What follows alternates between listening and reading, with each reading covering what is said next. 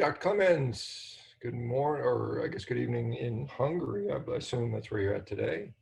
You might have to unmute yourself again. There we go. Ah, There we go. now I'm here. Good to see you again. It's nice to Yeah, see you. I haven't talked to you you in too. I think about a year and a half since I last talked to you. So I assume you're still in Hungary. Are you in Hungary today? Yes, I am. Okay, wonderful. And so I guess I'd like to see what's the latest things going on. For those who don't know, Zsofia is one of the I guess founders of the what formerly was called the Paleomedicina group is now called something that I can never remember the name of ICMNI. I can't remember what Yeah, the acronym. exactly. I can't remember what That's that stands for though. What does that stand for? International Center for Medical Nutritional Intervention.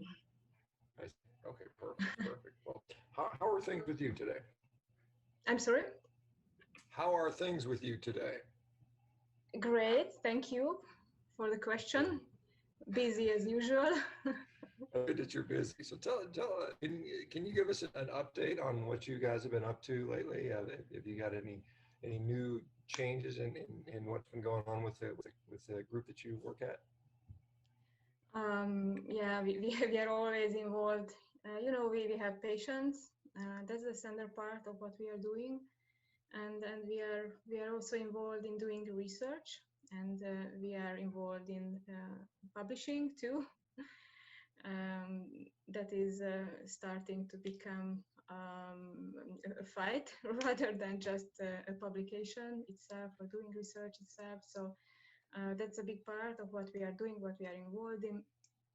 And maybe the third thing is that we are about to finish the cookbook, our cookbook. And I know I've said this many times before, but now it seems that we are already very close to finish it and make it available. Well, that's great. I'll want to check into that in a second. But I do want to touch on that point. You said, you're trying to publish stuff, but it's a fight. Why do you find it's a fight to publish scientific data? What is the issue? What is the pushback? That's a constant battle, I have to tell you. I also have some kind of comparison because I've been a researcher before. I'm in the research field for more than 20 years. The first 10 years was something like more conventional research, and things went not easy and not uncomplicated. But in the end, if you had a result, you managed to publish it in something like a prestigious journal or that fitted that result. But this changed radically since I am also in the nutritional field.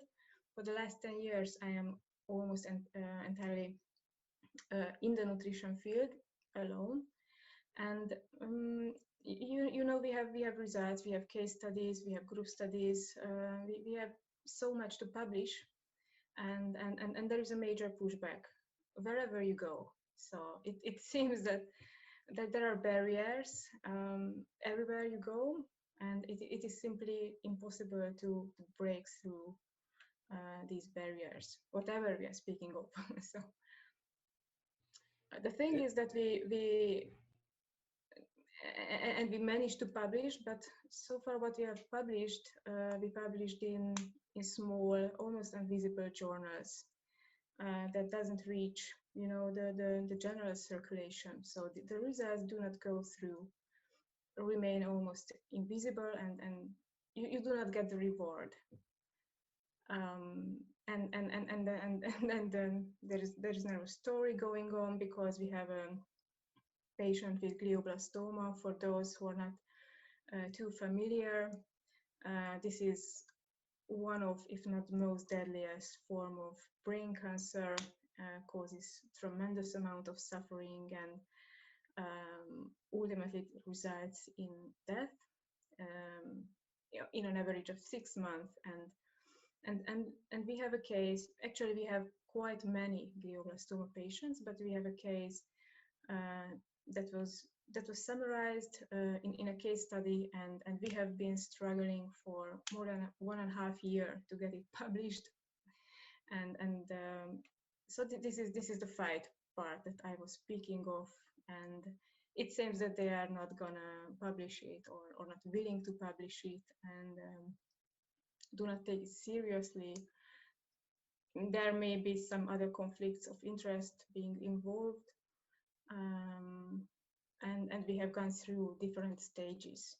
The last stage was that we were told that the review process has been already too long, so they may not publish it for this reason. So this was almost the last step. And then out of a sudden, another case report has been published on glioblastoma, and after that case study being published, we were informed that they may publish after all our one too. So that's the long story short. Can you hear me? Yeah, I mean, it's frightening. Yeah. It's kind of frightening that, I'm sorry, can you hear me?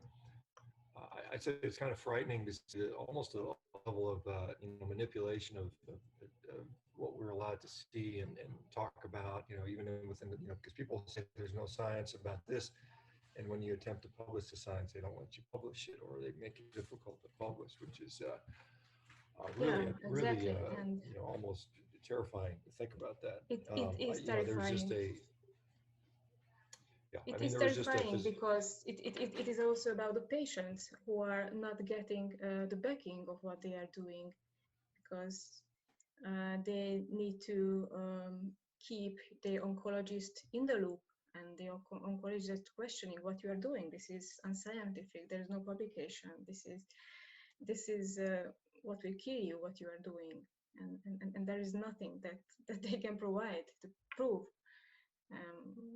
as an opposite. There was I just saw this morning, I woke up to a message where a particular vegan doctor is advocating deplatforming everyone that doesn't sort of agree with her worldview about cardiovascular disease. And so we have this continued attempt to censor data and not allow the robust discourse, and I think that is absolutely shameful. We interviewed one of the glioblastoma patients who had, I guess he's been around for something like seven years or 84 months. I think that was a study you were referring to, but I know you've been dealing with that for a fairly long time. When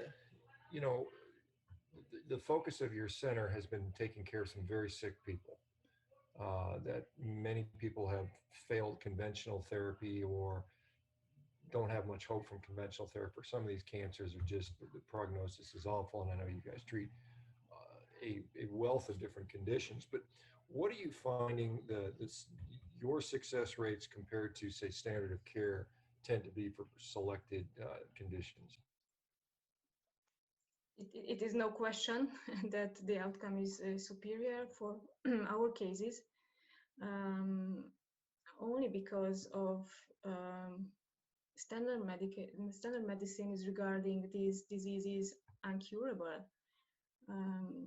Tell me one disease that they tout as curable other than appendicitis, or they cannot even treat a simple headache, okay? Or so there are different branches within the standard medicine, and there is no question that the intervention branch has advanced.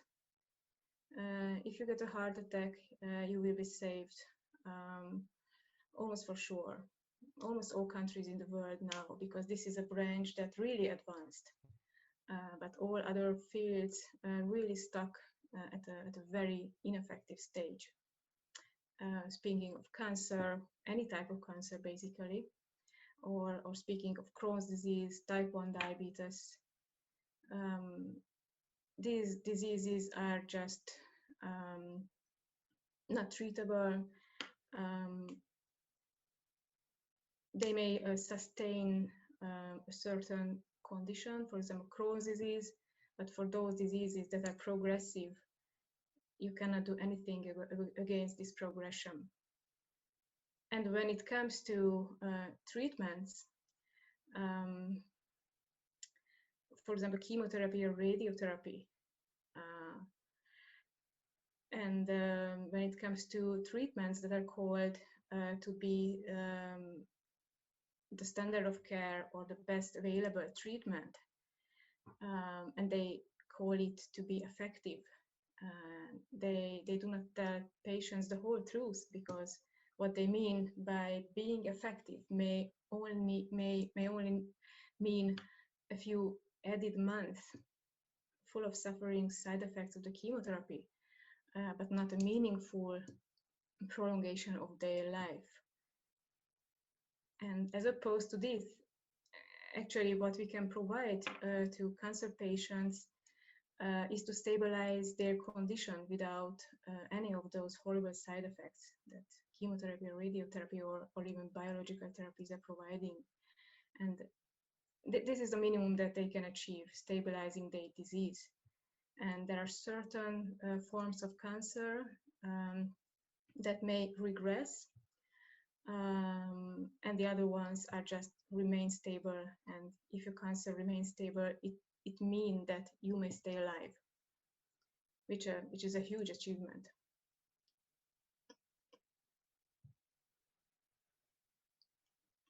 Yeah, again, that is, most of these, a lot of these cancers, depending on the type, the quality of life is not good, and the treatment doesn't really do much for it. Let me ask you, so just for people that aren't aware, I mean, many of us are familiar with like the PKD protocol, but for treating these diseases, it tends to be an animal-based diet tends to tend toward ketogenic macronutrient ratios with some organ meats and somewhat of a caloric restriction, if I'm not mistaken. Is that still what you do, or do you tailor things to different diseases depending upon what is presenting, say diabetes versus cancer versus Crohn's disease versus some of these other things? So no, the best diet, the core of the diet is the same for everybody. If you have an advanced cancer, then you just have to be more precise with effectuation of the diet. If you're coming from a background of taking medication for a long time and you need to taper down the medication, then you have also be more precise with the effectuation of the diet. So actually the core is the same.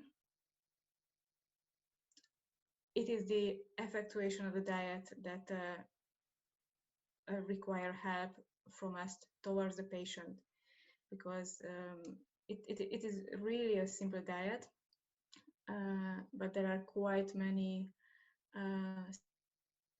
keep in mind, and they need to be kept in mind, all of them at the same time.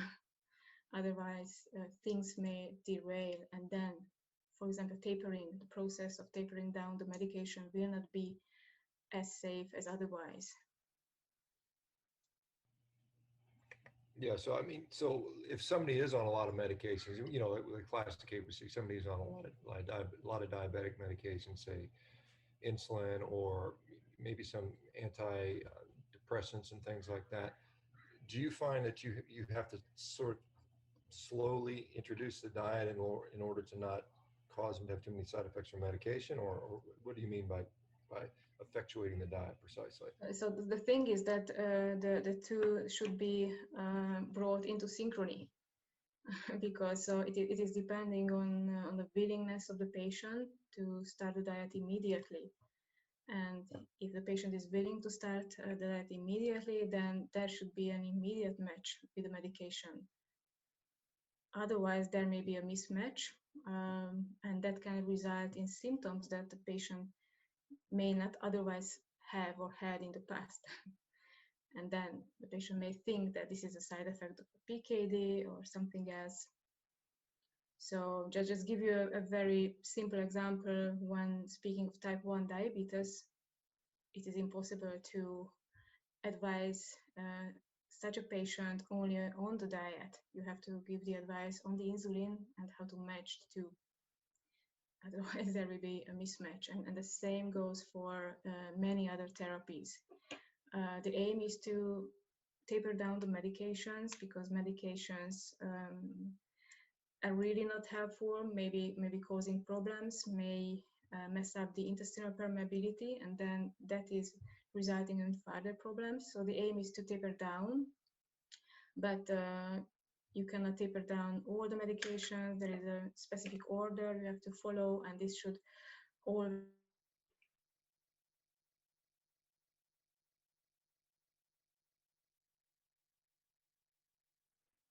Now with us, you are back.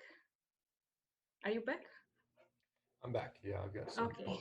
Sorry. Yeah. You're So talking about the specific order to taper down certain medications. yeah. Let me ask you And about type 1 diabetes, because I see a lot of people having pretty good success, and some people have even claimed they've been able to basically give up insulin, which is pretty impressive if it's truly occurring.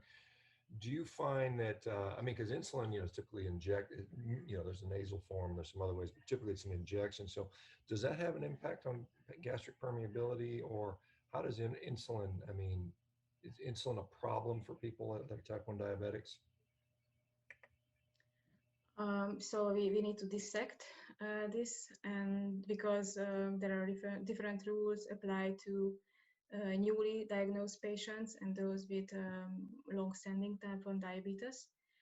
Those who have a diagnosis within 12 months do have the possibility to restore their own insulin production. And if this is the case, it is very likely that they will be able to go on without external insulin. And this is not just a possibility. They do have to stop taking it, otherwise blood sugar will drop too low, which is really dangerous. On the other side, we have the long-standing type 1 diabetic patients where there is a need to cut back on the insulin used, and there is another need to match the eating pattern of the patient, and that requires a lot of back and forth with the patient. So it is more difficult to find out a good balance. So actually, in order to do so, we do not provide single consultations anymore, partly because of this reason, that there are certain patients who definitely need that someone is holding their hands and guide them through on a daily basis. And also because otherwise patients weren't that successful as otherwise. So there is a process that starts after our initial consultation that lasts at least 14 days or 1 month, and that is a day-by-day feedback. Yeah, I mean, I think the need for ongoing support is very important. It's something that I certainly don't disagree with. I see that all the time. As far as, so is there a difference, because, there's a diet and many people look at it and say, well, it's so maybe difficult perhaps to, maybe with the cookbook, it'll be easier, but I mean, it's maybe difficult to execute or to sustain. Do you find that you have somebody who has an illness, let's say they have an autoimmune condition, psoriasis or something like that, or Crohn's disease, and they get better? Does the diet change after time as they get better? Are they able to change a little bit? Yes, they can start more in they are doing.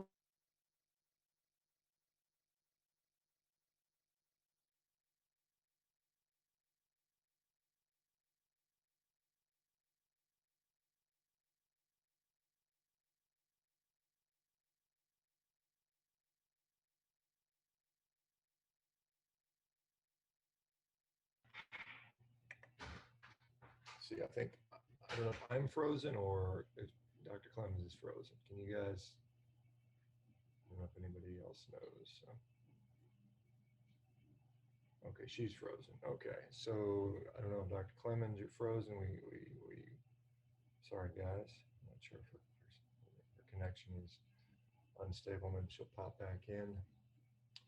So interesting stuff. You know, I think it's an interesting topic about what the treatment strategy is versus what the maintenance strategy is, because for some of you guys that don't know the specifics of their protocol, I think it's a 2-to-1 fat to protein, 400 grams of food, and I'm not sure if that's scaled per patient weight. Seems like it might be, but and then of course regular consumption of certain organ meats. Some people can do that for a long time. Some people can't. So let's see if she's going to reconnect. But yeah, I mean, I know that somebody asked me about was there a glioblastoma that was stabilized? Yes, there have been a couple of them now. I mean, they've got one that's been reported. I think Thomas Seyfried, and when we interviewed him, in fact, the person, Pablo Kelly, a few weeks back, he's about nearly 8 years into his glioblastoma diagnosis. And so we've definitely seen that. So hopefully she is reconnecting, guys. I don't know if you guys see her come in. I'm looking for her. Or to come back in.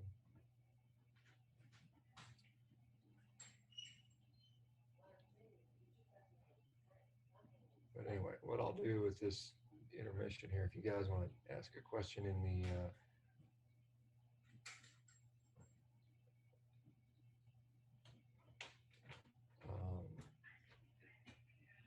Dane is talking about my second meeting after being a member for 6 months.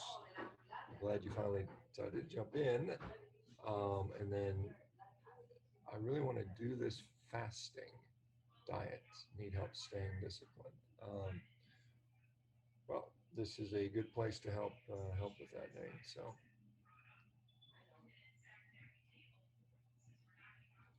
And glad to see you in the meeting.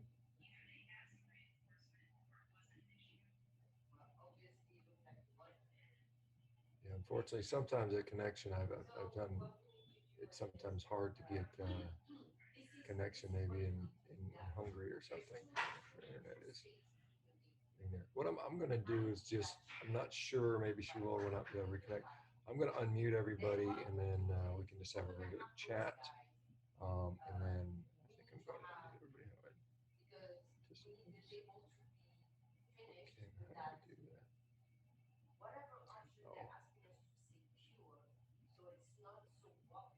Okay, so I'm going to, if you want to unmute yourself, you should be able to do that. If somebody wants to add something right now until Dr. Clemens returns. Hey, Doc. Yeah, just wanted to remind folks that 1:30 p.m. Eastern time today, the Friday Mental Health Addiction starts.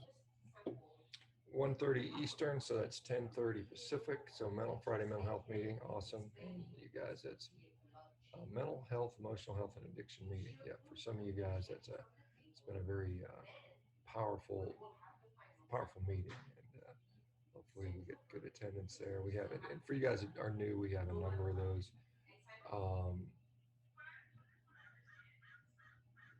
That are very helpful.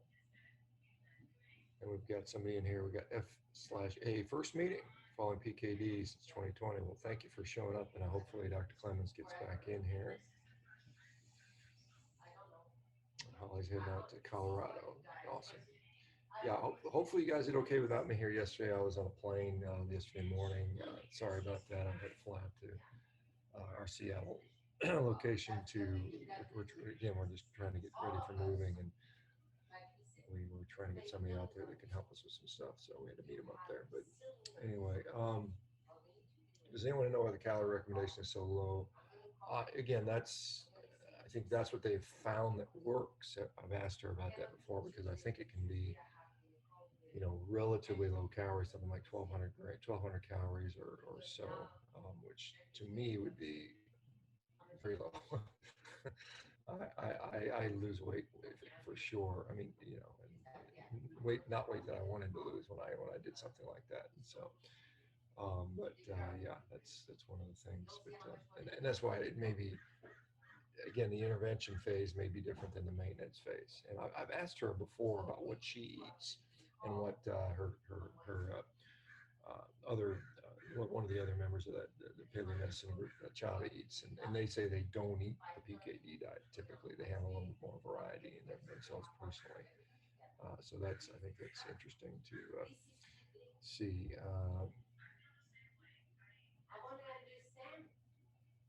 Okay, somebody's asked me about Paleomedicina. Do you know if Paleomedicina works with any doctors in the US or just Hungary? Shawn, she's back. Oh, she is. Okay. Let me just, hang on just a second. Let me see what I can find.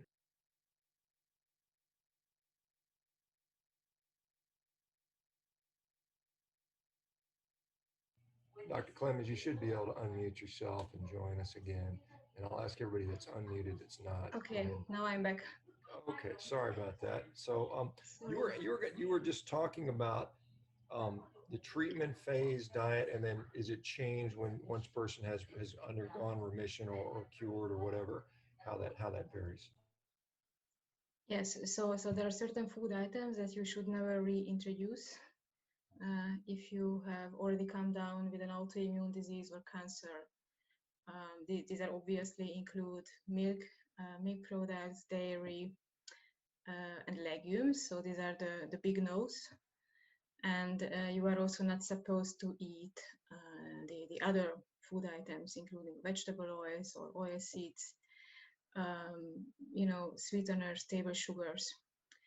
But once you recovered and you do not have a very deadly disease, then you will be able to reintroduce some vegetables of certain types and maybe even some fruits.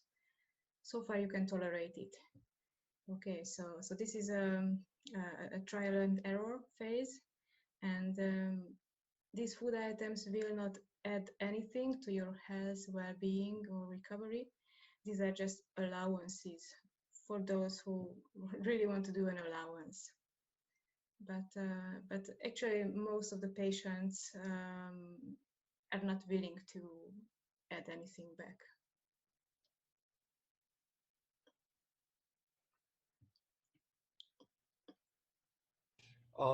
There is, I'm interested about that aspect as well. I mean, I think we see some people that introduce things. Some people do well with it. Some people don't.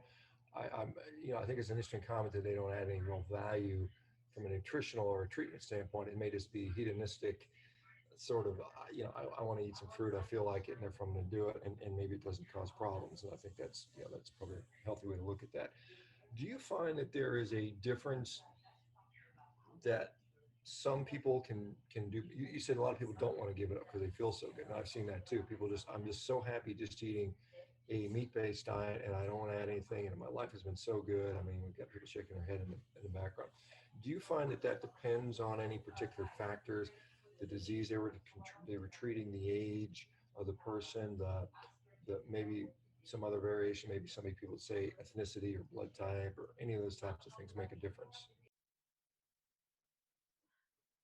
I guess those with long-standing diseases will not react too good when reintroducing their old foods.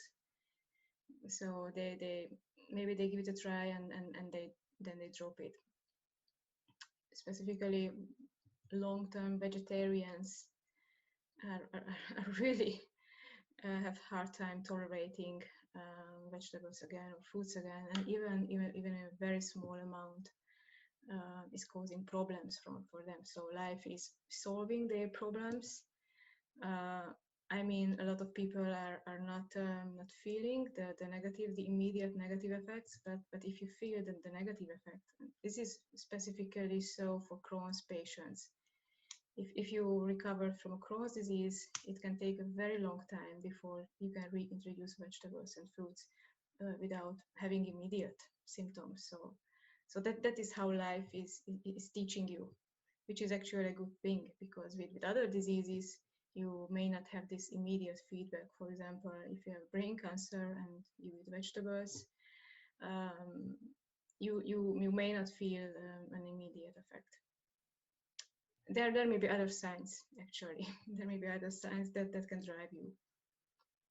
Yeah, but it is sometimes you get an immediate feedback that that's the wrong food. It's either gastrointestinal disturbance. Some people maybe via looking, monitoring the blood sugar can see, hey, that's not something I responded well to. So sometimes that immediate feedback, while disturbing and uncomfortable, can be quite helpful because it teaches you very quickly to avoid those things or to minimize those things. So I think that can be a blessing in disguise. But some of the other things, like, maybe mental health disorders and things like that, which aren't so obvious, can be harder to deal with. Do you find that, as far as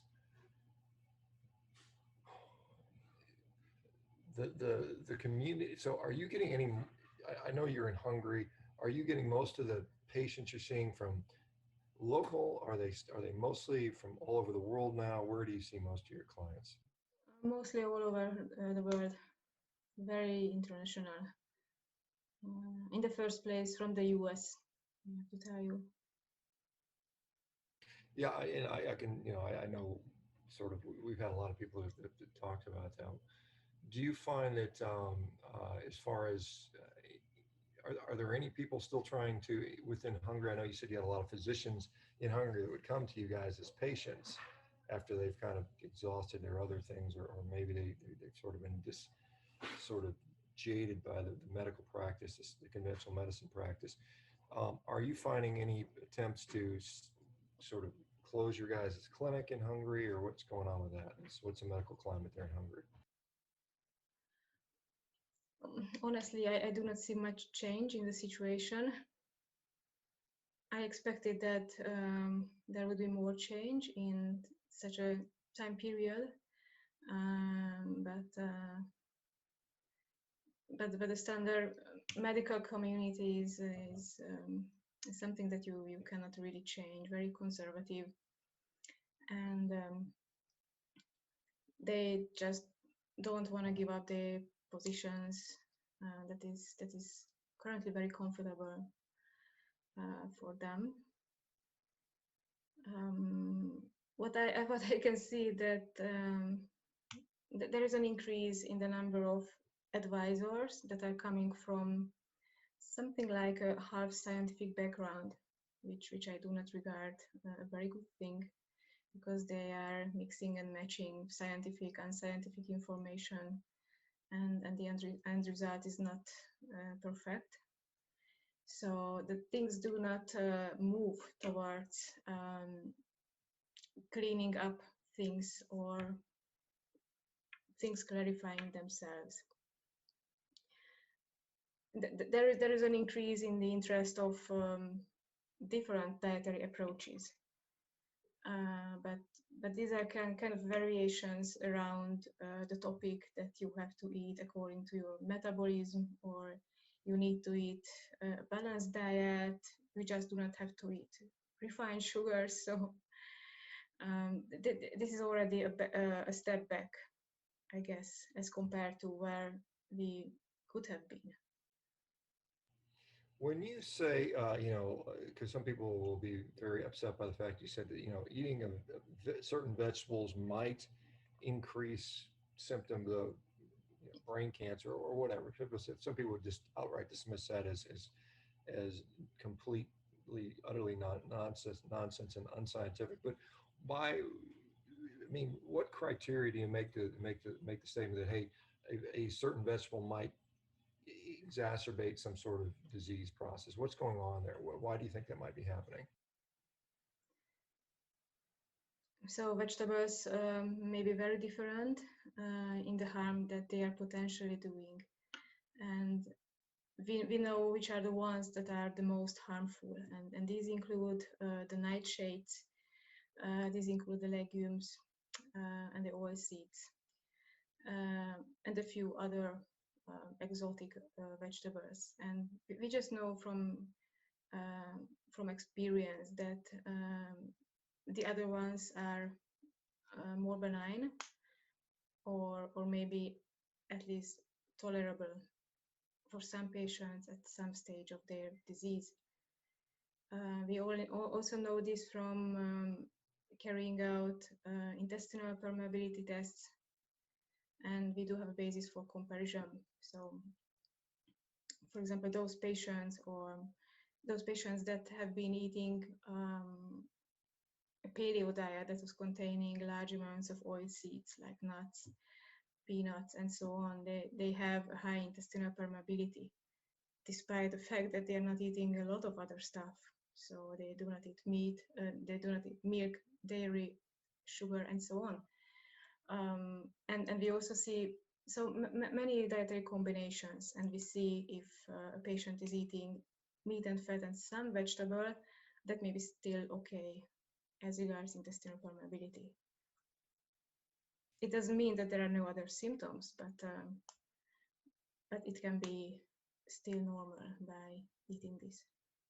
Yeah, I know one of the things you guys have been very good at is monitoring intestinal permeability using the polyethylene glycol 400 test that you have. Is kind of unique to your facility, or fairly unique. And so, you see that based on, study after study, result after result on many patients, what increases intestinal permeability and what seems not to, what improves the permeability. You can see that over time.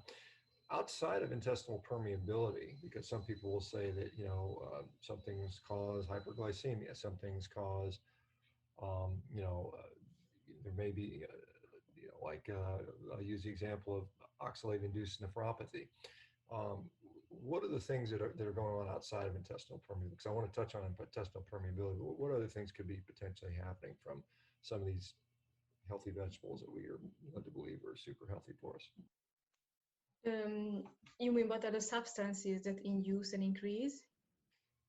Sure. I know that there's some people who are concerned about goitrogens and cruciferous vegetables and oxalates and certain leafy greens and other foods. But that's another problem. So for the oxalate, and so there may be many problems with the vegetables, and increasing intestinal permeability is one problem, although it is a major problem.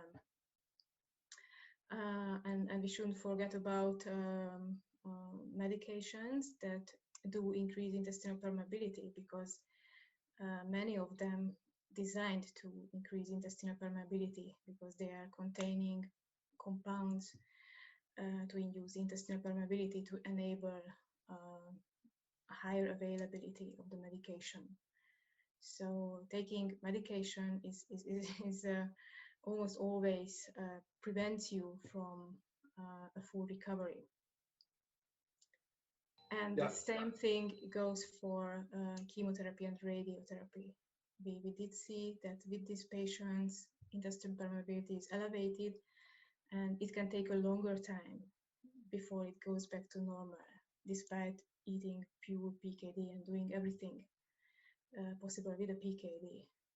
So I guess that the risks with the chemotherapy and radiotherapy are highly underestimated. Speaking of different conditions and regarding intestinal permeability, I know you said intestinal permeability can be stored relatively rapidly in some conditions. Some conditions might take a lot longer. Which ones respond quickly and which ones take a longer time? For example, children respond quite quickly, and those patients who have a long history of taking medication or undergoing chemotherapy, that this is an example for the opposite. Yeah, and just to talk about that point, because you mentioned that medications are often formulated with compounds to enhance permeability, to increase the absorption so that they have a higher serum concentration or concentration so they can be more efficacious. We see something like that even in supplements too. Is that correct? That some supplements will also have the same compounds in there. What are those compounds that typically cause intestinal permeability? If somebody wanted to take a medication that didn't have these things, what things are typically included that are problems? Virtually anything can be inducing it. If you want to hear one example, it is the rice powder, which is full of rice lectins. But actually, there are many more, and medications are packed with such additives. There is usually not only one or two, but there are plenty of them.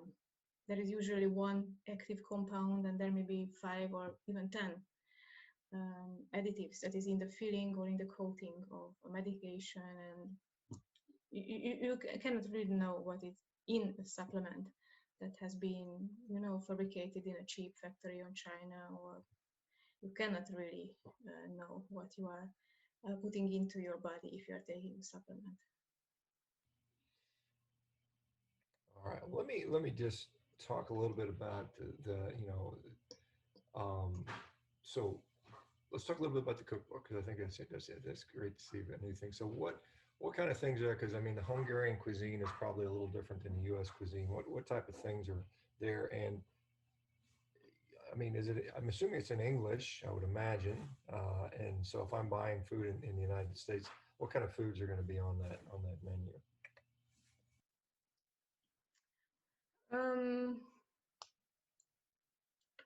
In America, it is the best if you stick to beef and lamb, because it is of the quality of the beef and the lamb is more invariable as compared to the pork, for example. So actually what I used to suggest to patients from the US is to stick to beef and stick to lamb, and do not try the pork, because I have heard many negative feedbacks. Even those porks cause reactions, immediate reactions that are said to be bio or raised or organically. So we had quite a list for different regions within the US, but in the end we have to delete all pork sources from the list because it turned out to be bad. Interesting. Yeah, there's a lot of pork eaters will be disappointed to hear that. I guess if they're treating glioblastoma, it may change, but some people are not doing that. Let me. Oh, there's a question. So one of the things, again, with the paleolithic ketogenic diet is the emphasis on ketosis and ketones. Is there a role for exogenous ketones in your mind in treatment? Is there any benefit to that for any reason, or is that just is that? That's a good question. No, I don't think that there's any benefit to exogenous ketones. The same old problem. You cannot really know what you are putting into your body with anything that is a supplement. This is one thing. So there is a risk. The other part of the story is that elevated ketone level is just one endpoint of eating a meat fat-based diet. And if you just increase ketone levels from outside artificially, you are bypassing the several other benefits that you gain if you eat a meat fat diet. So I don't really see the point of doing exogenous ketones. And it is also very easy to reach sustained ketosis. So that's the other reason I do not understand this whole craze about exogenous ketones.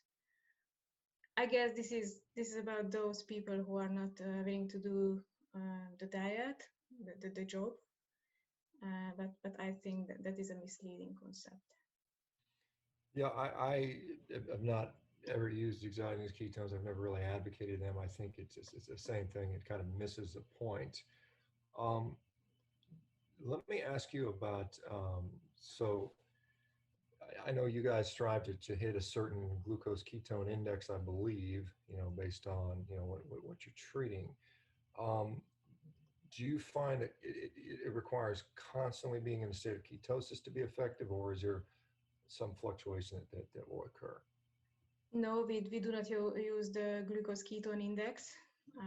We do not think that it is useful. We think that it is misleading because you can have very different glucose and ketone levels that result in the same glucose ketone index. So it is useless. But you need to reach a certain range for the glucose and the ketones separately. And that's what is important. I see. So you're looking at absolute numbers, not necessarily ratios. And so, yeah, exactly. So what would that range look like for you as far as, blood glucose range and ketone range? So ideally blood glucose should be lower than 80 milligram per deciliter, and the ketone should be at least 2 or around 2. Okay. But there is no further benefit with increasing ketone levels. So you do not have to chase very high ketone levels. And this is, I think this is a very important point, because you said, just, ketones are not the only benefit. So exogenous ketones aren't going to be necessarily helpful of a meat and a fat-based diet. What are the other benefits that you're seeing that are going? What are the other physiologic parameters that are being affected, whether it's GI or any metabolic parameters that are being influenced by this that you've been able to study? So if you eat a meat-fat diet and follow all the rules, then you will achieve another metabolic state. So instead of running your body on glucose, which is happening if you are eating a carbohydrate-based diet, and it may also happen for you if you are eating a meat-based diet. So this will be flipped over to being in ketosis. And then being in ketosis and eating a high-fat diet is what is resulting in the benefits. And the benefits, of course, differ as regard in respect of the disease we are speaking of. So, for example, if we and it makes sense to look at the hardcore diseases. So, if you go back to the glioblastoma, that's a very good test case, because if you are not doing something good, then the patient will progress, or the patient will have epileptic seizures. That is an immediate feedback that something is not okay.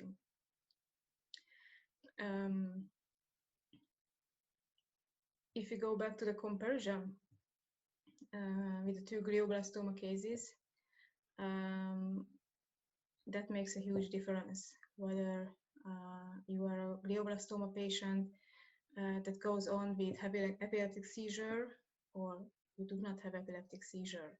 And this is a feedback you can rely on. So seizure is an indication that something is not going in the right way.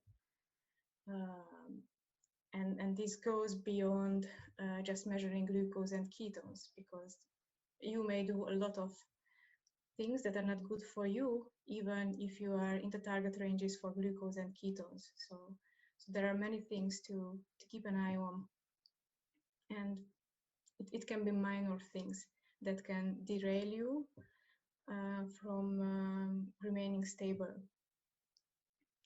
For example, we just had another glioblastoma patient who was drinking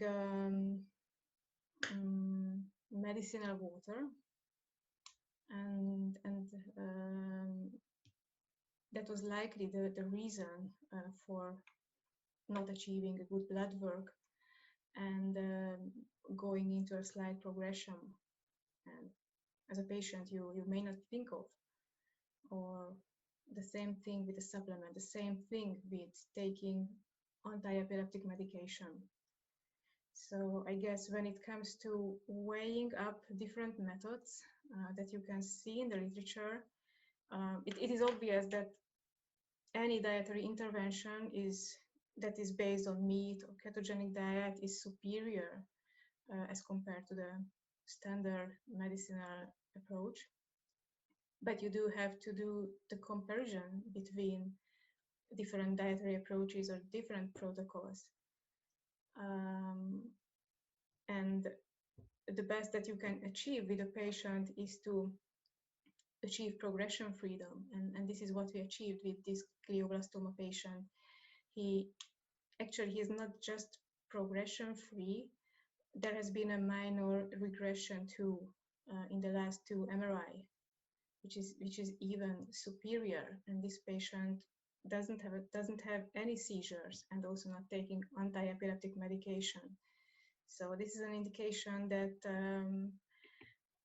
that what he is doing is quite close to being perfect. And if there is a patient where there is progression,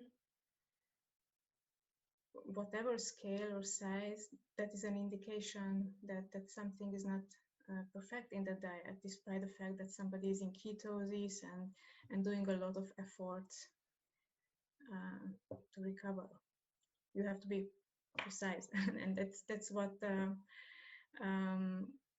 very difficult to understand, that why they are not rewarding such a result. To me, it seems that they are always prioritizing those results which do not have a perfect end result, because it is simply unbelievable that you can cure the incurable. Because if you look around, there are many ketogenic cancer studies, and there are already quite many brain cancer ketogenic studies, and none of them show progression freedom so far, which is a huge difference. What they are thinking and speaking of is prolonging life, which is of course a big thing, prolonging life without having the side effects. But the publication machinery seems to resist when it comes to publication. That is something very perfect. It is unbelievable. Yeah, that's a shame, and it's probably doing a lot of people a disservice. Somebody's asking, Karen's asking about, are there any cancers or autoimmune issues that you see are not responsive to a therapy like this? Anything that just doesn't get better no matter what? In some cancer cases, yeah, very difficult position, specifically if they underwent biological therapy, long chemotherapy. It takes a long time to normalize, to get back to the normal function, because these treatments are very harmful. And sometimes the patient doesn't have the time to recover before disease progresses. So yes, not all cancer patients recover with us either. This is specifically the case with the fast progressing cancers like pancreatic cancer, extremely difficult situation.